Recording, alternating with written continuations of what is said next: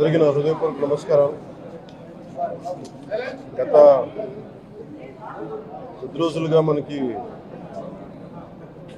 తిరుమలలో జరిగిన అపచారం మనకి బయటకు వచ్చింది. స్వామివారి ప్రసాదం గత శతాబ్దాలుగా, సరిగ్గా చెప్పాలంటే 300 సంవత్సరాల పై చిలుకు నుంచి స్వామివారి ప్రసాదాన్ని తిరుపతి లడ్డూలు కానీ దీన్ని 3 శతాబ్దాల పైనుంచి దీన్ని తీసుకొస్తూ వచ్చారు. స్వామివారికి నైవేద్యంగా ఇస్తూ వచ్చారు. ఇది మహాప్రసాదంగా భావిస్తాం దేశం అంతా. ఇది ఒక ప్రభుత్వాన్ని నిందించడానికో, దీని మీద రాజకీయ లబ్ధి పొందడానికో దీని వెనుక ఉద్దేశం లేదు. వైసీపీ పాలనలో టీటీడీ బోర్డుని కాన్స్టిట్యూట్ చేసిన విధానం మేము ముందు నుంచి ఆక్షేపం తెలియజేస్తా ఉన్నాం. ఏ గుడైనా సరే భక్తుల మనోభావాలు దెబ్బతినకుండా, ఆచార వ్యవహారాల్ని నిర్వీర్యం చేయకుండా, అపరాధం వాటిల్లకుండా ముందుకు తీసుకెళ్లాల్సిన అవసరం ఉంది. అది వారి బాధ్యత. సో టీటీడీ బోర్డుని కాన్స్టిట్యూట్ చేసిన వైసీపీ ప్రభుత్వం 2019 నుంచి సంస్కరణల పేరుతోటి, అంతకుముందు చాలా తప్పులు జరిగినాయనే వాటితోటి చాలా మార్పులు చేర్పులు పట్టుకొచ్చారు. స్వామివారి పూజా విధానాలు మార్చేశారు. శ్రీవాణి ట్రస్ట్ అని పేరు పెట్టి దాని మీద 10,000 రూపాయలు టికెట్ పెట్టారు ఒక్కొక్క వ్యక్తికి. ఒక్కొక్క కుటుంబం వస్తే 5 మంది, 4 వస్తే తక్కువ కాకుండా వాళ్ళకి 50,000 రూపాయలు వసూలు చేసి టికెట్ మటుకు, బిల్లు మటుకు 500 రూపాయలకి ఇస్తూ ఉండేవాళ్ళు. ఇది నేను చాలాసార్లు, నాతో పాటు చాలామంది భక్తులు ప్రస్తావించారు. చాలామంది రాజకీయ పార్టీల ప్రతినిధులు దీన్ని ప్రస్తావించారు. అన్ని పార్టీలు ప్రస్తావిస్తూనే ఉన్నాయి, వేలెత్తి చూపుతూనే ఉన్నాయి. కానీ ఏ రోజు కూడా దాన్ని పట్టించుకున్న పాపాన్ని పోలేదు. అలాగే వైసీపీ పాలనలో అఫీషియల్గా ఆన్ రికార్డ్ 219 గుడుల్ని అపవిత్రం చేశారు. విగ్రహాలని విధ్వంసం కావచ్చు, రథాలు తగలబెట్టడం కావచ్చు, అలాగే 300 పైచిలకు మన దేవాలయాలను అపవిత్రం చేశారు. ఇన్ని జరిగినా కానీ ఎప్పుడు నేను గుర్తిస్తూనే ఉన్నాను. ఆ రోజు రామతీర్థం సమయంలో కూడా రాముల వారి విగ్రహాన్ని తల నరికేస్తే అర్చకులు దాన్ని, రాముల వారి విగ్రహాన్ని ఇలా పట్టుకొని ఆయన బాధపడుతూ ఉంటే ఆ రోజు కూడా నేను తెలియజేశాను. ఆ రోజు కూడా అందరూ ఏకం కావాలి. ఎవరి మతమైనా కావచ్చు, ఎవరి ప్రార్థనా మందిరాలు కావచ్చు, దేవాలయం కావచ్చు, మస్జిద్ కావచ్చు, చర్చి కావచ్చు, కానీ వారి మనోభావాలకి దెబ్బతినేలాగా దాడులు జరిగితే బయటికి రావాలి అని అందరూ నేను కోరుకుంటే, ఆ రోజున చిలకలూరుపేట నుంచి ఉండే ముస్లిం సమాజ సోదరులు కూడా బయటకు వచ్చి ఆ రోజున మద్దతు తెలియజేశారు. ఇది ఏ ధర్మానికి సంబంధించిన అందరూ రావాలని ఒక పిలుపునిస్తూ ఆ రోజు కూడా వచ్చారు. మీరు కావాలంటే అది ఒకసారి మీరు ట్విట్టర్ టైం లైన్లో ఉంటుంది, అది కూడా మీరు చూసుకోవచ్చు. కానీ ఈ రోజున మేము ముందు నుంచి తెలియజేస్తూనే ఉన్నాం. చాలా అవకతవకలు జరుగుతూ ఉన్నాయి, ప్రసాదాలు కల్తీ జరుగుతూ ఉన్నాయి, సరిగ్గా లేవు, ప్రసాదం నాణ్యత పోయింది, డబ్బులు కలెక్ట్ చేస్తున్నారు, రిసిప్ట్లు ఇవ్వట్లేదు. అసలు టీటీడీ మీద కూడా వైట్ పేపర్ రావాల్సిన అవసరం ఉంది. ఇవన్నీ కూడా మేము చాలాసార్లు అనుకుంటా ఉన్నాం. కానీ ఈ స్థాయిలో కల్తీ జరుగుద్దని, కల్తీ ఉంటుంది, ఫుడ్ అడల్ట్రేషన్ ఉంటుంది, చేసే తిండిలో కల్తీ ఉంటుంది, అన్ని దేవాలయాల్లో కూడా ప్రమాణాలు పాటిస్తున్నారా లేదా అన్న చర్చ బయటకు వచ్చింది ఈ రోజున. ముఖ్యంగా తిరుపతి లడ్డు ప్రసాదాన్ని, మహాప్రసాదం, శ్రీవారి మహాప్రసాదానికి సంబంధించి ఇది మీకు ప్రత్యేకించి నేను చదివి వినిపిస్తాను మీకు.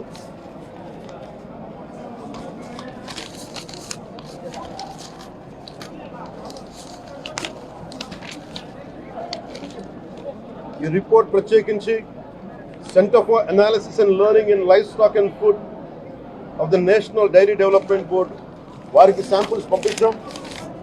పంపిస్తే ఇది వాళ్ళు తెలియజేసింది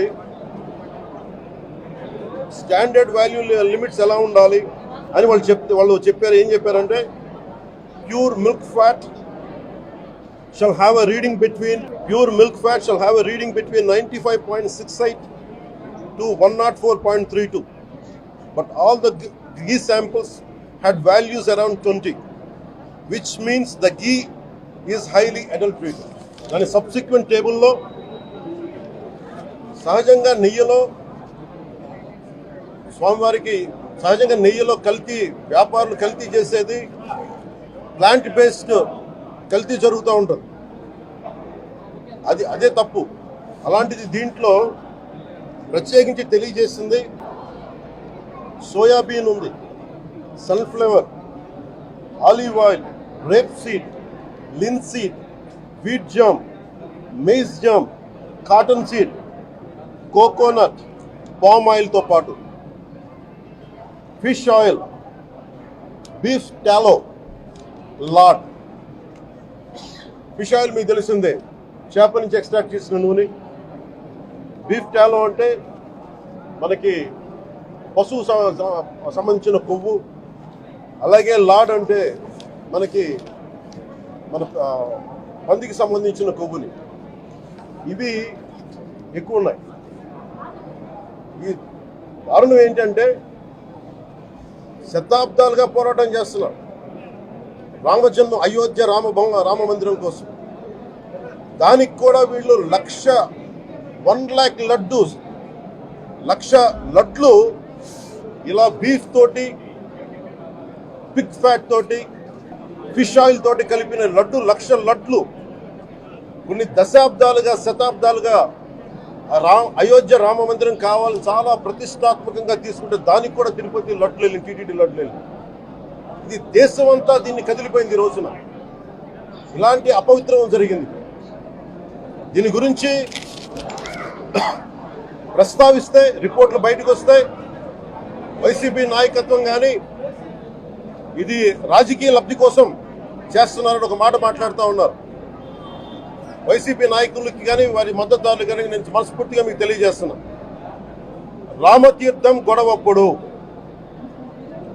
219 గుడుల్ని మీరు అపవిత్రం చేసినప్పుడు మీ పాలనలో ఒక సగటు హిందువుగా నేను గొంతెత్తి పోరాటం చేయాలి అంటే రోడ్ల మీదకి ఆ రోజే వచ్చామని గుర్తుపెట్టుకోండి. ఆ రోజు కూడా రామతీర్థం రాముల వారి విగ్రహాన్ని మీరు నరికేసి అర్చకులు చేతిలో పట్టుకున్నప్పుడు చాలా బాగుంది. కానీ ఆ రోజు కూడా దాన్ని రాజకీయ పరంగా మేము తీసుకెళ్ళా. దోషులకి శిక్ష పడాలి. వీళ్ళెవరో కనుక్కోండి, ఈ రోజు వరకు మీరు పట్టించుకోవాలా. ఇది మేము చెప్తూనే ఉన్నాం. నిజంగా చెయ్యాలంటే ఈ ప్రస్తావన ఎందుకు తీసుకొస్తున్నానంటే సమాజంలో అస్థిరత లేదంటే డిస్హార్మనీ క్రియేట్ చేయడానికి మేము లేవు ఇక్కడ. కానీ తప్పు జరుగుతుంటే, దాడులు జరుగుతూ ఉంటే, అపవిత్రం చేసుకుంటూ వెళ్ళిపోతే చూస్తూ ఎవరు కూర్చోం. తప్పు, అది కూడా తప్పు అవుద్ది. ఫండమెంటల్, కాన్స్టిట్యూషనల్ ఫండమెంటల్ ఇది.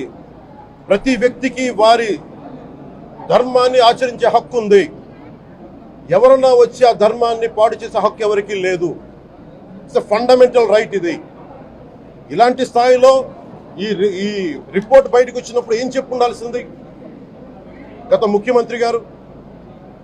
నేను ఏ రోజు కూడా మీరు చూశారు, ఇది ప్రభుత్వం, మన కొత్త ప్రభుత్వంలోకి వచ్చాం. ఇది వెండెట్టా ప్రభుత్వం కాదు, ఇది పగా ప్రతీకారాల ప్రభుత్వం కాదు ఇది. కానీ తప్పు జరుగుతుంటే మటుకు చేతులు కట్టుకొని చూసే ప్రభుత్వం కూడా కాదు. అది మీకు చాలా పగడ్బందీగా తెలియజేస్తున్నాను విషయం. అలాంటిది నా మీద ఎన్నో మాట్లాడినా మేము ఎప్పుడు మాట్లాడలా. రామతీర్థం గురించి జరిగినప్పుడు కూడా మేము మాట్లాడలా. కానీ ఈ రోజున రిపీట్ అయిపోతున్నాయి మిస్టేక్స్. అలవాటైపోయింది, ఆలవాలం అయిపోయింది. ఇంక ఇక్కడితో ఆగాలి. ఇది ఇప్పుడే ఫుల్ స్టాప్ టు దిస్. దీంట్లో ఒక్కరు నిందించట్లా. టీటీడీ బోర్డు ఉంది, వైసీపీ కాన్స్టిట్యూట్ చేసిన టీటీడీ బోర్డు ఉంది. వైవి సుబ్బారెడ్డి గారు ఉన్నారు టీటీడీ చైర్మన్ గా. టీటీడీ ఈవోగా ధర్మారెడ్డి గారు ఉన్నారు. మళ్ళీ వాళ్ళు కాకుండా కొత్తగా వచ్చారు. ఈ 5 సంవత్సరాలు ఈ బోర్డు ఏం చేస్తా ఉంది? ఈ టీటీడీ బోర్డుని మేము ప్రశ్నిస్తున్నాం. మీరు బయటికి రండి. గత ముఖ్యమంత్రి ఏం చేసి ఉండాల్సింది వచ్చినప్పుడు మీరు పంపించండి ల్యాబ్స్కి. మీకు ఎవరైతే తప్పులు చేశారో వారి మీద మీరు చర్యలు తీసుకోండి చెప్పాలి, కానీ తప్పులు చేసిన వాళ్ళని వెనకేసుకొచ్చే విధానం ఏంటో నాకు అర్థం కావట్లేదు. దాన్ని మార్చుకోవాలి. అంతేగాని మీరు అస్థిరత చేసే ఆలోచన కానే కాదు. ఇదే మీరు ఊహించండి. ఇంకా ఏ ధర్మం మీదైనా సరే ఇలాంటి అపవిత్రం ఒక చర్చి మీద జరిగిన, ఒక మస్జిద్ మీద జరిగిన దేశం అల్లకల్లోలం చేసేస్తారు, ప్రపంచం అంతా మాట్లాడతారు, గ్లోబల్ న్యూస్ అయిపోద్ది. కానీ దేశంలో కోట్లాది మంది హిందువులు అపవిత్రమైతే, ఈ ప్రసాదం అపవిత్రమైతే ఒక్కరు కూడా మాట్లాడకూడదు, ఇది సెక్యులర్ వ్యవస్థకు విఘాతం అంటే హిందువులకి మనోభావాలు ఉండవా? ఇది ఒక్కరు నిందించట్లా, అసలు మీరు ప్రస్తావన చేయకూడదు, ఇది తప్పు, ఇది మాట్లాడకూడదని ఎట్లా? ఇదే వేరే మతానికి మీరు అన్వయిస్తారా? నేను అన్ని మతాలని సమానంగా గౌరవించేవాడిని, ఇస్లాంని గౌరవించేవాడిని, క్రిస్టియానిటీని గౌరవించేవాళ్ళం మేమందరం. సనాతన ధర్మం అని మొత్తుకుంటున్నాం. దేనికి సనాతన ధర్మం అంటే? సనాతన ధర్మానికి ఒకరు ప్రారంభించింది కాదు, ఇది ఒక వ్యక్తో ఒక కూర్చోబెట్టి ఒకరు స్టార్ట్ చేసింది కాదు. ఇది కొన్ని వేలాది సంవత్సరాలుగా అన్ని మతాలని, అన్ని విశ్వాసాలని అలింగనం చేసుకున్న నేల ఇది. అలాంటి విశ్వాసాలకి దగ్గర తీసుకున్న ఈ నేల మీద ఇలాంటి అపవిత్రం జరిగితే, రిపీటెడ్గా జరిగితే, ఒకసారి కాదు, 2 సార్లు కాదు, రిపీటెడ్గా జరిగితే ఇప్పుడు కూడా మాట్లాడకూడదంటే అది తప్పు చేసిన వాళ్ళం అవుతాం. మేము దోషులకి శిక్ష పడాలి. ఫుడ్ అడల్టరేషన్ ఇది మేము కాదంటలా. టీటీడీ బోర్డు, అప్పుడు టీటీడీ బోర్డు బాధ్యత తీసుకోవాలి. పొలిటికల్గా వచ్చి అలంకారప్రాయంగా ఒక్కొక్కళ్ళు వచ్చేసి దర్శనాలకి టికెట్లు ఇవ్వడానికి మీరు బోర్డు మెంబర్స్ అవ్వలేదు. మీరు ఎవరు చైర్మన్ కానీ ఈవో కానీ, మీరు అక్కడ ధర్మాన్ని పరిరక్షించాలి. మీరు అక్కడ మీ ఇష్టాలకి మీరు కూర్చోబెట్టి మీ ఇష్టాలకి కాంట్రాక్ట్లు ఇచ్చుకోవడానికి మీరు టీటీడీ బోర్డుకి మీరు వెళ్ళలేదు. మీరందరూ, మీ అందరికీ బాధ్యత ఉంది. మీరు నిర్ణయించుకోవాలి. ఎవరికి కోపాలు రావు, ఎవరికి వేదన రాదు, ఎవరికి బాధలు రావుంటే కుదరదు. వస్తాయి బాధలు, వేదన ఉంది, మాట్లాడతాం. మర్చిపోకండి ఎవరు గత ముఖ్యమంత్రి గారు కూడా నేను చేస్తా ఉన్నాను, జగన్మోహన్ రెడ్డి గారికి కూడా. ఇదే చర్చికి జరిగితే మీరు ఊరుకుంటారా? ఒక మసీదుకి జరిగితే ఊరుకుంటారా? ఒక తిరుమలకు జరిగినప్పుడు ఎందుకు వెనకేసుకొస్తారు? రాకండి. ఏ మతం మీద దాడి జరిగినా సంపూర్ణంగా నాతో సహా మేము ఖండిస్తాం, బయటకు వస్తాం. ఇస్లాం మీద దాడి జరిగితే మేము మాట్లాడతాం, క్రిస్టియానిటీ మీద దాడి జరిగితే మేము మాట్లాడతాం, హిందూ ధర్మం మీద, సనాతన ధర్మం మీద దాడి జరిగితే కూడా నేను మాట్లాడతాను. ఇది మొదటిసారి కాదు, మేమందరం మాట్లాడతాం. ఇది ప్రాథమిక హక్కు. ఇది పరస్పర విశ్వాసాలను గౌరవించుకోవడం చాలా చాలా అవసరం. ఇది అందరికీ తెలియజేస్తున్నాను. ఇది దోషులకి కఠిన శిక్ష పడాలి. అలాగే ముఖ్యమంత్రి గారికి కూడా నేను తెలియజేసుకున్నాను, చంద్రబాబు నాయుడు గారికి కూడా క్యాబినెట్ మీటింగ్ జరగాలి, అసెంబ్లీలో చర్చ జరగాలి. అసలు టీటీడీ ట్రస్ట్లో ఎన్ని అవకతవకలు జరిగినాయి, దీని మీద కూలంకషంగా దీని మీద చర్చలు జరగాలి. అలాగే నిన్న అందరూ మీడియా పెద్దలు కూడా అడుగుతా ఉన్నారు, అధిపతులు, పత్రికాధిపతులు కూడా అడుగుతూ ఉన్నారు, మీడియా వారు కూడా అడుగుతున్నారు, దీన్ని సిబిఐకి తీసుకెళ్లాలా లేదా అనేది. అది గౌరవ ముఖ్యమంత్రి గారు నిర్ణయం తీసుకోమని. మీరు ఏ నిర్ణయం తీసుకున్నా క్యాబినెట్ మీ వెనకాల ఉంటుంది, ప్రజలు మీ వెనకే ఉంటారు. ఇది ఇక్కడితో ఆగాలని మనస్ఫూర్తిగా నేను కోరుకుంటున్నాను. అలాగే 40 సంవత్సరాలుగా కర్ణాటకలోని గీ కంపెనీకి ఇస్తూ ఉన్నారు. 15,000 కేజీలు అవసరం అవుతుంది నెయ్యి, మనకి స్వచ్ఛమైన నెయ్యి. అలాంటిది వీళ్ళు 1000 రూపాయలు కొన్నదాన్ని వీళ్ళు 360 రూపాయలకే వస్తుందని చెప్పి ఎవరో మిడిల్ మ్యాన్ వచ్చి చెప్పారు. ఆ మిడిల్ మ్యాన్ ఎవరు? దీని మీద సంతకం పెట్టింది ఎవరు? మీరు 1,00,000 లడ్డూలు మీరు అయోధ్యగా పంపించినప్పుడు మాట్లాడింది ఎవరు? చెక్ చేశారా? క్వాలిటీ చెక్ చేశారా? కోట్లాది మంది భగవంతుణ్ణి విశ్వాసం ప్రకటించే ప్రతి ఒక్కరి ఈ రోజున బాధకు గురయ్యారు. నాకు నిజంగా ఇంకో వేదన కూడా ఉంది. ఇది ఇంకొకరు నిందించట్లా. తిరుమలలో ఉండే ఇంతమంది సేవ చేసుకునే వ్యక్తులు కానీ, మీరందరూ హిందువులే కదా, మీరందరూ టీటీడీలో ఉండే వందలాది మంది ఎంప్లాయీలు, మీకు ఉద్యోగులు, వేలాది మంది ఉద్యోగులు, మీరందరూ ఏం చేస్తున్నారు? మీరు హిందువులు కాదా? మీరు స్వామివారికి అపవిత్రం జరుగుతూ ఉంటే మీరు కల్తీ నేచరు మీకు తెలిసి కూడా మీరు ఎందుకు కాముకున్నారు? భయపడ్డారా వైసీపీ అంటే? వైవి సుబ్బారెడ్డి గారంటే భయపడ్డారా? ధర్మారెడ్డి గారంటే భయపడ్డారా? ఏ స్వామి అయితే మీకు ఆశ్రయం ఇచ్చారో ఆ స్వామికి అపవిత్రం జరుగుతూ ఉంటే మీరందరూ కామ్గా కూర్చునే మీకు ఎలా వచ్చింది? మీకు ఇది నేను సాటి హిందువులను కూడా నేను ప్రశ్నిస్తున్నాను. మీరు కూడా తప్పు చేశారు దీంట్లో. ఇది ముందుగా ప్రతి హిందువు గౌరవించాల్సింది. దీన్ని మీ మతాన్ని మీరు గౌరవించుకోండి ఫస్ట్. ప్రతి హిందువు నేర్చుకోవాలి ఇది. ప్రతి హిందువు ఆత్మపరిశీలన చేసుకోవాలి. మీరు బయటికి రావాలి.